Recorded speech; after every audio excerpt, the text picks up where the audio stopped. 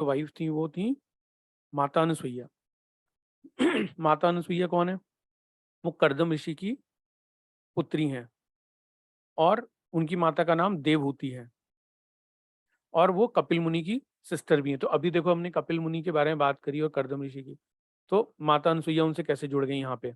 वो कपिल मुनि की बहन है, कर्दम ऋषि और देवहूति की वो पुत्री हैं। और अत्रि और माता अनुसुईया को अगर आपको याद हो तो मैंने बताया था कि माता अनुसुईया ने अपने जप से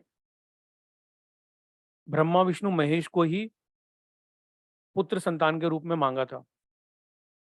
और अगर आप देखोगे तो स्लाइड में राइट हैंड साइड पे तो जो भगवान दत्तात्रेय हैं वो विष्णु जी का अंश है। बीच में देखोगे तो वो दुर्वासा ऋषि हैं, वो भगवान शिव का अंश है। फिर तीसरे हैं ये चंद्रमा हैं, जिनको सोम भी बोलते हैं। ये किसके अंश हैं? ये भगवान ब्रह्मा जी के अंश हैं। अब ये हमें पता चला। अब देखो ये जो चंद्र हैं, चंद्रदेव, अब इनकी भी एक फेमस बहुत इम्पोर्टेंट कहानी है। अब चंद्र ने क्या किया था? चंद्र की तो पहले ही 27 वाइफ थी। इन्होंने क्या किया, जब ये अब बृहस्पति देव जो इनके गुरु होते हैं, इनके पास शिक्षा लेने जाते हैं, तो इनकी वाइफ तारा को देख के ये मोहित हो जाते हैं। फिर उनका ये हरण कर लेते हैं या कैप्टिवेट कर लेते हैं। तारा भी इनको देख के, इनके रूप को देख के इनके ऊपर जो है पूरी तरीके से वो भी कैप्टिवेट हो जाती हैं। फिर इनका पुत्र होता है, वो होता है बुध। फिर बुध का विवाह होता है ईला से।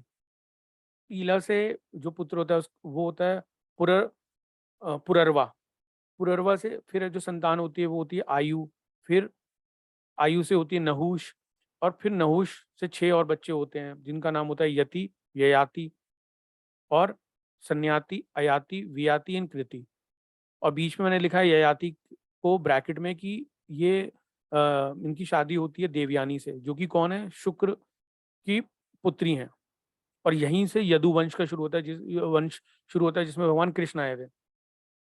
देख मतलब आप समझ रहे हो कहाँ से कैसे कनेक्शन जुड़ता है। तो अगर आपने इसको अ, जानने की कोशिश करते हो और डीप में जाते हो तो आपको जो है मतलब ज्योतिष बहुत छोटा लगने लगेगा। और आपको इन चीज़ों में अगर आपने अपना थोड़ा सा भी इंटरेस्ट दिखाया तो आपको ज्योतिष बहुत मतलब सीखने में अच्छा लगेगा खुद। अब जैसे हमने बताया ययाति के बारे में, तो ययाति की शादी जो है एक और शादी हुई थी, उनका नाम था शर्मिष्ठा, जिन्होंने जन्म दिए पुरु को। और पुरु से ही आगे आए थे कौरव एंड पांडव। तो ये वंश ऐसे बढ़ा। मतलब अगर महाभारत के बारे में जानना है तो ययाति के बारे में बहुत जानना जरूरी है। और ययाति फिर कहाँ से आए थे? नहुष के पुत्र थे ये। तो नहुष को फिर पीछे बैक ट्रैक करो, रिवर्स इंजीनियरिंग, तो आपको पुररवा के बारे में पता चलेगा। फिर पुररवा से बुध, फिर बुध से पता पीछे जाओगे तो चंद्र, फिर चंद्र को कैसे जाओगे? अत्रि और अनुसुईया। ऐसे आप जा सकते हो। फिर अगर आप जैसे जैसे पीछे जाओगे तो आपको पता चलेगा अत्रि ऋषि के बारे में। फिर आप अत्रि ऋषि के बारे में खोजोगे तो पता चलेगा कि ये तो मानस पुत्रों में से हैं।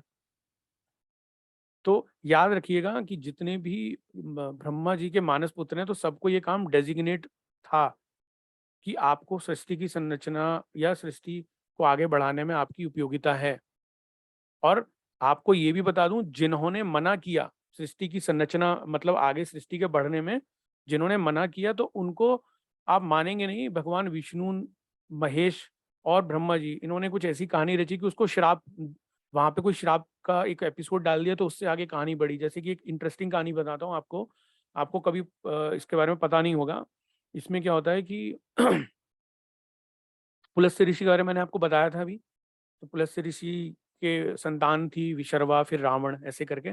तो आपको पता है पुलस्त्य ऋषि जो थे वो कभी भी वो सृष्टि को आगे बढ़ाने में इंटरेस्टेड नहीं थे। और करदम ऋषि भी आगे बढ़ाने में नहीं थे, जिनको मैंने अभी यहाँ लिख रखा है कि वो उनकी बेटी कौन है? अनुसुईया।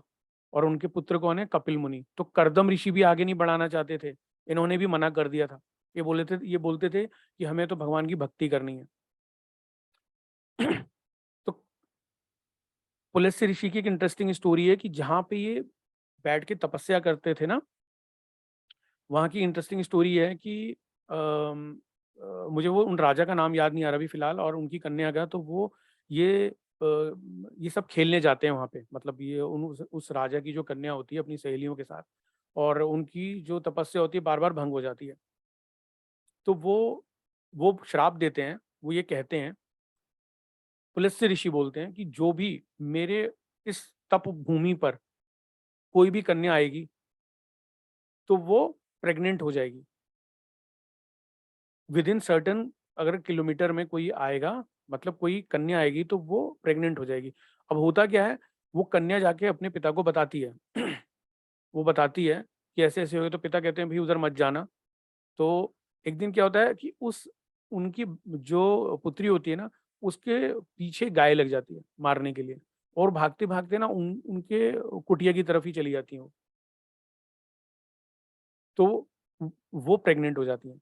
तो आप ये देख रहे हो कि कहीं न चीज़ें ना, आप देख रहे हो कि आपके बस में नहीं होती हैं, आपके कंट्रोल से बाहर हैं वो भगवान ही ऐसा चाहता है। मगर ये आपको खुद मंथन, चिंतन से करना है कि यस, जब कभी टेंशन में फ़ील कभी करो, कुछ लगे, तो ये समझ लेना ये भगवान का ही आशीर्वाद है, ये भगवान की कृपा है, जो भी है इसको आशीर्वाद समझो, और जो हो रहा है इनकी मर्ज़ी से हो रहा है। ठीक है? ऐसे ही कर्दम ऋषि की भी कहानी है।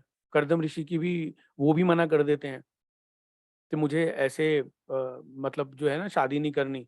वहाँ पे भी उनकी भी एक कहानी है। आप ढूँढिएगा आपको मिलेगी कैसे कर्दम ऋषि की और देवहूति की शादी होती है। वो देव